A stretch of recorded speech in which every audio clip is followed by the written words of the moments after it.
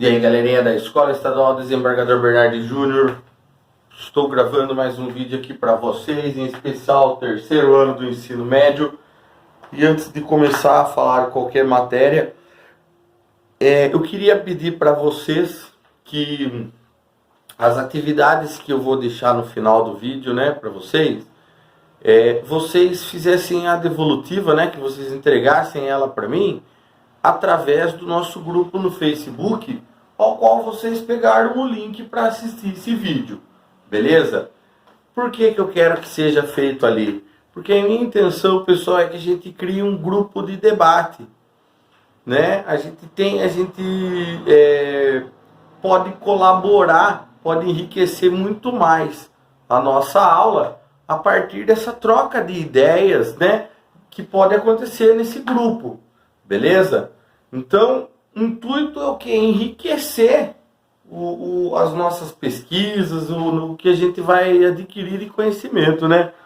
Com essa troca de ideias. E, começando aqui, para não ficar muito enrolação, vamos falar sobre a Guerra Civil Espanhola de 36 a 39. E para começar a falar dessa revolução aqui, eu tenho que explicar uma situação anterior, né? Como é que estava a Espanha, a situação econômica, política que levou, né, a esses acontecimentos. Então, vamos começar aqui imaginando que lá no finalzinho do 19, início do século 20, a Espanha ela passava por um período de adversidades, né? O que estava acontecendo? Diversos conflitos coloniais. A Espanha perdeu territórios que ele tinha como colônia, né? E quando Napoleão, por exemplo, invade, né, a Espanha, ela vai perder esses territórios, ela vai ter gastos com conflitos, né, vai ter mortes esses conflitos. E junto com isso, né, vem aqui a gripe espanhola. Porque, entre aspas, porque ela não é da Espanha, a gripe, né? É que por ser muito noticiado na Espanha, e nossa, olha, a gripe veio da Espanha. É igual está acontecendo hoje em dia aí, né? Começou na China, a gripe é do chinês que fez. Mas não. Ficou, eu coloquei aqui entre aspas por isso. O que aconteceu? Gripe espanhola, mais mortes, pandemia, crise econômica, fecha comércio, para tudo. O que vai acontecer, pessoal? Vai agravar a situação. Aqueles que já estavam passando dificuldades, que são onerados, porque quando acontece um conflito desse aqui e eu perco um território, o rei vai querer... o Estado ele vai querer que o povo pague essa conta, né? Ele não vai ficar sem essa grana. Então o povo vai ser onerado e a crise vai se agravando, né? Então começam a existir nessa época, pessoal, na Espanha, um grupo, mas diversos setores da sociedade a tender politicamente para uma visão de esquerda, não é? E ao passo que também existia uma parcela da população que apoiava as ideias mais conservadoras, as ideias de direita.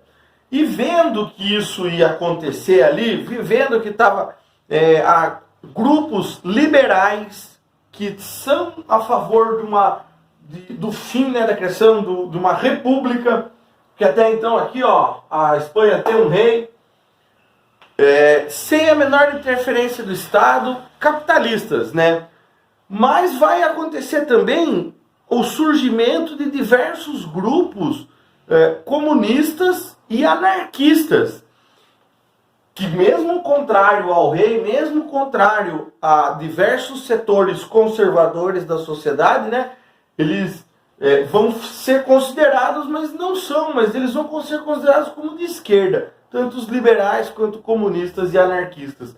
Por quê, pessoal? Porque vai existir uma outra parcela da sociedade, liderada aqui pelo Primo Rivera, mas com o apoio de quem? Com o apoio do rei, a Igreja Católica, o Exército, vão dar um golpe, temendo que o crescimento dessas organizações sociais de cunho socialista, não é? Ganhassem mais poder. O que vai acontecer? Dá-se esse golpe, né? Fecha o parlamento, ou seja, não discute lei, né? Suspende a Constituição, ou seja, acabou de garantias individuais, direitos, tem aqui censura, e até como eu disse, apoiado, vai se criar o quê? O Diretório Militar, que vai perseguir esses grupos, né, que tinham como preceito a luta a partir das classes mais baixas, do operário, daquelas pessoas, do povo, digamos assim, tá, pessoal? E isso vai se agravar, né? 10 anos, menos de 10 aqui, 6 anos, pessoal.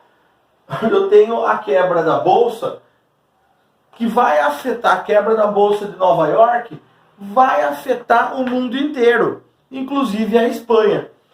Insustentável, nem os militares mais apoiavam o Primo Rivera, a economia entra em colapso, quebra o país e ele vai fugir. O rei também.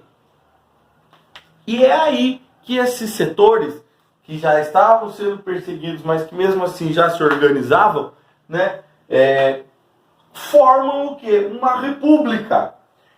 E essa sim vai ter uma abertura maior em vista do outro governo ditatorial, né?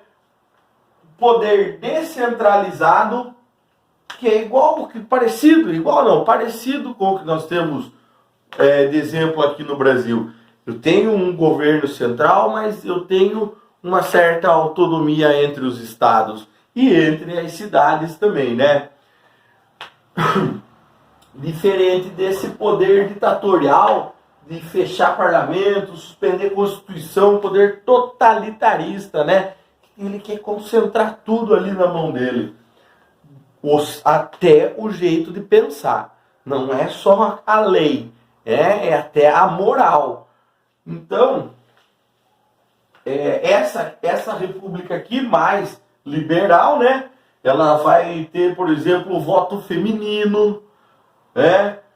O reconhecimento de autonomia dessas regiões aqui, ó, Catalunha, Galícia e País Basco, que até hoje se discute a autonomia dessas regiões em relação à Espanha. Então, já eram regiões que que queriam experimentar, né, politicamente falando, uma relação muito mais autônoma de poder, uma maior descentralização, uma maior participação popular, com a participação daqueles que necessitam realmente de que a política dê certo. Não é verdade? Quem? O povo. Os que trabalham, não é? Aqueles que até então nem podiam votar. Então é uma república assim que ela vai tentar ser criada. Eu vou fazer mais um quadrinho para terminar. E daí eu já volto aqui para vocês, beleza? De volta para encerrar aqui, pessoal, o nosso vídeo. Vamos lá para 1900. Então, 31, né? Teve essa república que vai até 1936. E em 1936 vai acontecer um golpe, né? É o pronunciamento, que é uma declaração militar de desobediência a esse governo republicano que foi eleito de maneira democrática, né? O que vai acontecer? A hora que o exército diz que não vai mais respeitar a república, a sociedade parte em dois. E aqui a chamada guerra civil. Por quê? Por causa que é uma guerra interna. Não é um inimigo de fora vindo, não é? E aí, de um lado, pessoal, nós vamos ter, né, um setor chamado revolucionário, a Frente Popular, que pedia cada grupo mais assim libertário do que outro, né? Cada grupo queria uma abertura maior política, econômica, uma transformação no modelo de produção, queria realmente assim, revolucionar a sociedade, né? Os republicanos liberais, eles queriam formar uma república que fosse capitalista, sem a interferência de rei, de nada, uma constituição que fosse respeitada e instituições, né, do poder para organizar, para gerir essa sociedade. Os comunistas, pessoal, queriam derrubar esse sistema capitalista. Mas aqui, por que os liberais eles acabam estando do mesmo lado? Porque um outro lado via, lembrando lá, ó, estamos saindo de 29 da crise, via nesse liberalismo, nesse capitalismo liberal, totalmente desregulamentado, também, né, uma das fontes da crise. Então esse lado conservador, ele tinha essa visão, né, de que até esse lado liberal, mesmo sendo capitalista, ele ainda era perigoso, né? Então, temos aí os comunistas que queriam organizar a sociedade ao molde que já estava sendo feito na União Soviética. Não esquecendo também, galera, dos anarquistas que tiveram um papel importantíssimo, talvez a maior experiência, assim, anarquista, porque o que vai acontecer? Diversas regiões foi abolido essas instituições públicas de poder e as tomadas de decisões eram feitas através de assembleias. E essas assembleias, né, elas iam se confederar, não é? Não existe um poder central, mesmo que descentralizado. Não existe poder nenhum. Quem vai se organizar é a determinada região, né? E dentro dessa região, em cada bairro, em cada fábrica, né, havia essa organização. Totalmente oposto, né, ao que pedem o quê? Falangistas. Esse partido aqui, pessoal, ele vai ser fundado pelo filho lá do Primo Rivera, o cara que já tinha dado um golpe ditatorial em 23, né? Os falangistas, eles diziam o quê? Eu tenho que ter um Estado forte e a religião acima de todo mundo. Né? Pessoal, eu estou ouvindo esse discurso hoje em dia, né? Temos também os nacionalistas, que flertando lá com a Alemanha hitlerista e com a Itália fascista, né? Esse ultranacionalista de qualquer um que não for meu igual é o inferior, né? De vou perseguir aquele que não tem a mesma visão política que a minha, né? Que vem tudo uma ameaça de invasão nacional. Galera ultraconservadora, religiosa, e também os grandes proprietários de terra apoiavam esse regime ultraconservador de direita, né? Esse regime aqui, ó, totalitarista, né? Apoiavam porque uma das propostas aqui, principalmente entre comunistas e anarquistas, é a reforma agrária. Então, né, eu tenho os setores mais ricos e conservadores, né, a chamada elite, e de um outro lado a galera que trabalha, digamos assim, para manter, né, o luxo da elite. Em 1936 é proposto um acordo internacional para que ninguém apoie nenhum dos lados da guerra civil. Assim, ó, é uma briga interna, então deixe eles que se resolvam. Ninguém vende arma para nenhum dos lados. Entretanto, a Alemanha e a Itália, porque tinham essa proximidade ideológica totalitarista, né, um governo de direita, um governo que censura, um governo que tem total poder em cima, né, da população, sem garantias individuais. Então aqui elas vão fazer o quê? Vão ficar do lado de quem? Da extrema-direita, né, conservadora. Mas a esquerda também vai receber apoio da União Soviética, né? Eles vão apoiar a Frente Popular, eles vão mandar arma, eles vão mandar oficiais do exército para treinar voluntários, que inclusive brigadas internacionais dessas duas correntes aqui, tanto comunistas quanto anarquistas, vinham de vários países. Porque essa acabou se tornando uma guerra que é meio que um ensaio para as disputas entre direita e esquerda na Segunda Guerra Mundial. Né? E daí o que vai acontecer, pessoal? Muita morte. Muita morte, né? Os alemães, por exemplo, eles vão treinar. Vamos ver como é que a gente faz para fazer um bombardeio maciço numa cidade. Aí vão apoiar aqui os conservadores, né? A direita falangista.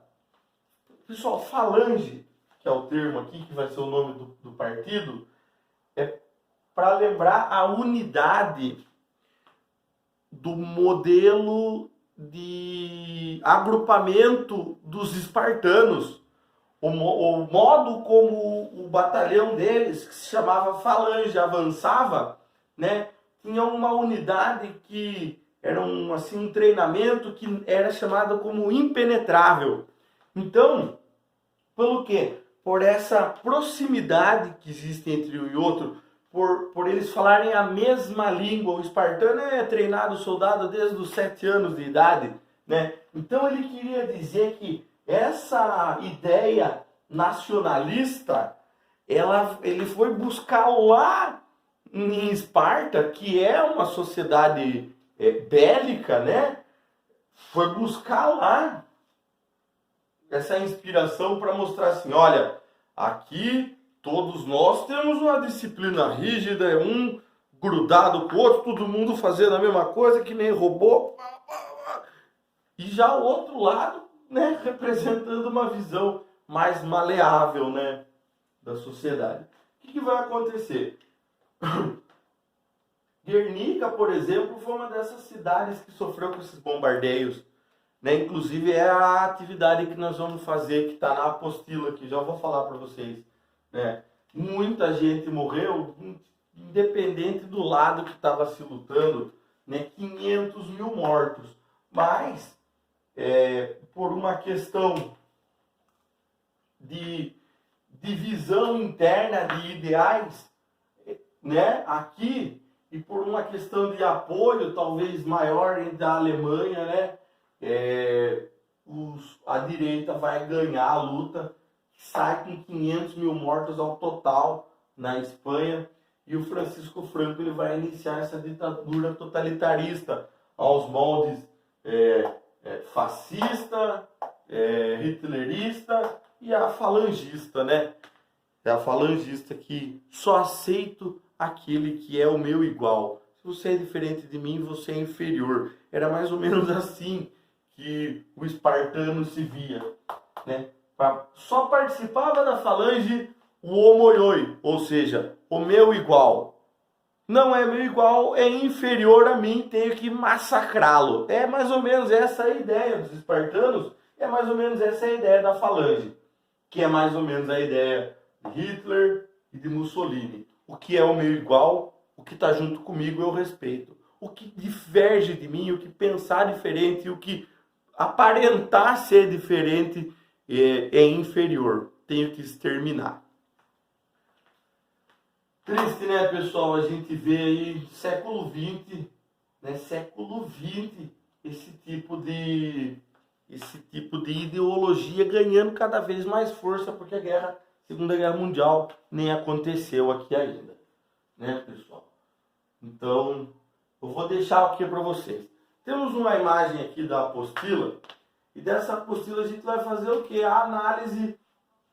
Mas essa obra, se você observar bem, ela fala sobre os bombardeios. Observa que tem um pé para um lado, uma perna para o outro, né? Ela é bem expressiva quando ela quer dizer que esses bombardeios destroçaram, né? Se você prestar bem atenção, assim, você vai ver, né, muita coisa, muita informação. E é exatamente esse o objetivo, né? Aí as questõezinhas vocês vão responder para mim. E daí lá no comentário do grupo relativo à sua série, você faz para mim a postagem dos resultados das questões desta página. Firmeza, pessoal? Eu vou ficando por aqui. Agradeço a você que assistiu até o final. Valeu!